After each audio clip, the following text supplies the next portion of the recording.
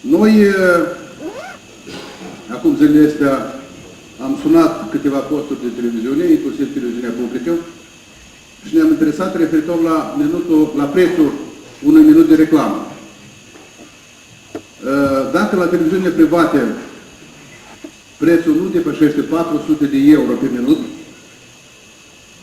la televiziunea publică prețul este până când stabilit de 600 de euro un minut. Noi am socotit că dacă un partid politic în timpul campaniei electorale dorește să aibă 2 minute pe zi la 3 posturi de televiziune, el trebuie să cheltuiască 2500 de euro pe zi.